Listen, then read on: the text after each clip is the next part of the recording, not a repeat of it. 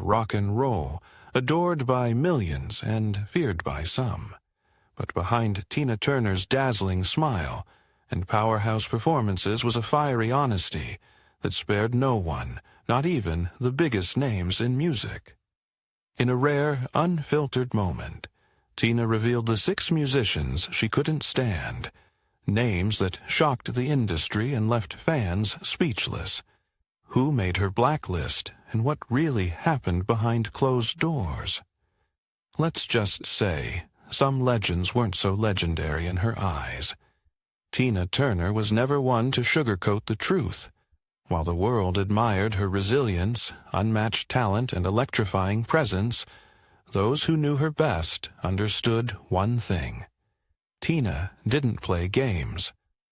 In an industry built on flattery and fake smiles, she stood firm with a backbone forged from pain, perseverance, and an unshakable sense of self-worth. So, when she once let slip the 6 names of musicians she despised, it wasn't some tabloid gossip or publicity stunt. It was raw, personal, and laced with a history few dared to uncover. These weren't casual dislikes. Tina didn't have time for petty feuds. Every name on her list came with a story, some rooted in betrayal, others in arrogance, disrespect, or simply a clash of values. Some were artists who underestimated her, treating her like a background act in a man's world. Others crossed personal lines, trying to manipulate or control the very woman who had spent years breaking free from such chains. And then there were those who in her eyes represented everything wrong with the music industry. Ego-driven, exploitative, and blind to the truth behind the spotlight. Tina's career, spanning over 5 decades, intersected with some of the most iconic musicians in history. She shared stages, dressing rooms, and record deals with legends. But with every handshake and photograph, there were also private moments of tension, competition, and confrontation. Tina held on to those memories, not out of bitterness, but as a reminder of everything she had to overcome. She never intended to start drama, but in one candid interview, her guard slipped. A reporter, fishing for light-hearted stories, asked her if there were any musicians she preferred not to work with. Tina paused, smiled, and then, with that signature fire in her eyes, she said, "You really want to know? I've got 6 names for you." What followed sent shockwaves through the entertainment world. Big names, household names, some so beloved it seemed impossible. But Tina had her reasons, and once you hear the stories behind each name, you might never see those stars the same way again. So buckle up, because this isn't just gossip. This is Tina Turner's truth, and the music world's dirty little secrets are about to be dragged into the spotlight. Before we reveal the names that rattled the music world, we must understand why Tina Turner's words carried such weight. To grasp the magnitude of her revelations, we have to go back to the beginning, to a small town in Tennessee, where the girl born Anna Mae Bullock began her journey from obscurity to icon. Tina's story didn't start with glamour. She was born on November 26, 1939, in Nutbush, a rural community that barely registered on a map. Life was tough.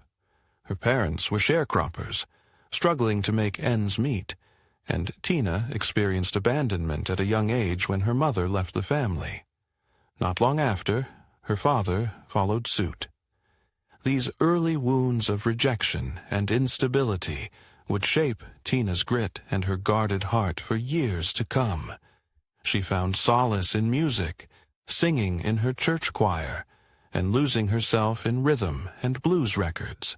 But it wasn't until fate placed her in a St. Louis nightclub as a teenager that her voice caught the attention of a man who would change her life and nearly destroy it. That man was Ike Turner. Tina joined Ike Turner's band, the Kings of Rhythm, and quickly emerged as its breakout star. Her raw energy, raspy voice, and magnetic stage presence were undeniable. By the early 60s, Ike and Tina Turner had become a musical powerhouse, with hits like A Fool in Love and the unforgettable Proud Mary. On the surface, they were electric, unstoppable. But behind the scenes, Ike was a tyrant. He controlled Tina with brutal force, physically abusing her, emotionally manipulating her, and stripping away every ounce of her autonomy. For 16 years, Tina endured a personal hell. Yet even under the crushing weight of Ike's abuse, her star continued to rise. She gave performances that left audiences breathless. She smiled through interviews, but inside she was crumbling. In 1976, Tina did the unthinkable. She walked away. No money, no backup plan, just her name, her voice, and an iron will to survive. The industry watched in disbelief. Many thought she'd fade into obscurity without Ike, but Tina Turner wasn't done. Not even close. She spent years rebuilding, scraping together solo gigs, often performing in second-rate venues, sleeping on friends' couches, and enduring financial hardship. But she never stopped. She refused to disappear. Then came Private Dancer. In 1984, Tina released the album that would cement her as a global superstar, with hits like What's Love Got to Do with It? And Better Be Good to Me. She didn't just make a comeback. She obliterated every doubt anyone had about her solo career. At 44 years old, in an ageist, male-dominated industry, Tina Turner became a rock goddess. Her accolades skyrocketed. Grammy Awards, world tours, multi-platinum records. Tina Turner was finally getting what she had long been denied: respect. But even as she stood on top of the world, the scars from her past never fully faded. She'd learned the hard way that fame often came with betrayal, manipulation, and cruelty, sometimes from the very people who stood beside her on stage. And so, when Tina spoke of the musicians she hated, it wasn't from a place of petty jealousy or manufactured drama. It came from experience, from betrayal, from the deep knowing that not all legends shine when the lights go off. Tina Turner's list wasn't about headlines. It was about history, her history. Each name revealed carried more than a grudge. It carried a scar, a moment when someone crossed a line, left a mark, or made her feel unseen. Deep, personal, lived experience. Ike Turner, the man who tried to erase her. There is no need for guesswork here. Ike was the architect of her pain, the man who discovered her voice and tried to bury her soul. He saw her power early on and made it his mission to contain it. What started as a musical partnership quickly became a nightmare. Tina met Ike Turner in St. Louis in 1957 when she was just 17 years old. At the time, she was known as Anna Mae Bullock, a shy, church-going girl with a natural talent for singing. Ike, a seasoned musician and band leader, was immediately taken with her powerful voice, and he invited her to join his band, the Kings of Rhythm. Tina, eager to escape her humble beginnings, found her escape in the music, and it wasn't long before she was performing under the stage name Tina Turner. At first, their professional relationship seemed to flourish. Ike recognized Tina's star potential and molded her into a commanding performer, with her raspy, soulful voice becoming the centerpiece of their performances. As Ike and Tina Turner, they achieved success in the early 60s with hits like A Fool in Love and Proud Mary. But behind the scenes, Ike's dark side began to emerge. Ike Turner was notorious for his volatile temper and controlling nature. He was abusive, both emotionally and physically, and used his power as her manager and husband to manipulate and dominate her. The abuse began early in their relationship, and as Tina later revealed in her memoir, Tina, it escalated over time. Ike would often belittle her, call her names, and undermine her confidence. He would also lash out with violent outbursts, frequently beating her. The abuse became a constant, unbearable presence in Tina's life. Despite the violence, Tina stayed in the marriage for many years, partly due to the power dynamics Ike had created. He controlled almost every aspect of her life, from her music to her finances, and even her personal relationships. Ike isolated Tina from her family and friends, making it difficult for her to seek help or escape. Additionally, Tina believed that she owed Ike everything for giving her a career, even though it came at such a high personal cost. But Tina was a fighter. He began to grow more resentful of the abuse and her life under Ike's control. The tipping point came in 1976, after years of enduring the brutal treatment. Tina had finally had enough. She made the brave decision to leave Ike, walking out of their hotel room barefoot, with only 36 cents in her pocket. She left behind her career, her fame, and her husband, but she took with her her voice and her will to survive. The divorce from Ike in 1978 was highly publicized, and it marked the end of an era for Tina. The toll of the abuse was evident in her emotional and physical health. She suffered from depression and had to rebuild her life from scratch. However, her courage to leave Ike allowed her to regain control of her own narrative and her career. While Ike Turner never publicly admitted to the abuse, Tina's decision to leave him eventually became an inspiration for countless women who had endured similar circumstances. She later spoke about the relationship with a sense of painful clarity, acknowledging the complex nature of their bond.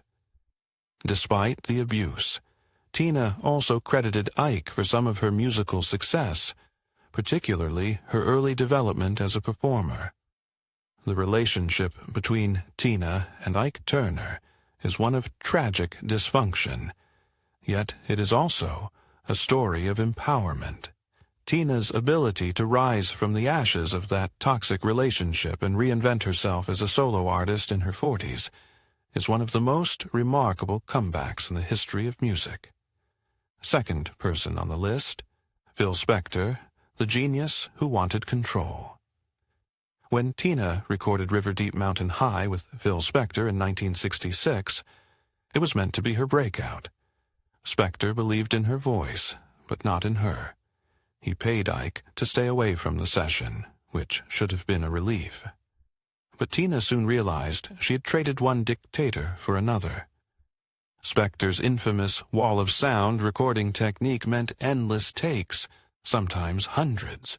He pushed her to the brink, forcing her to scream until her voice cracked.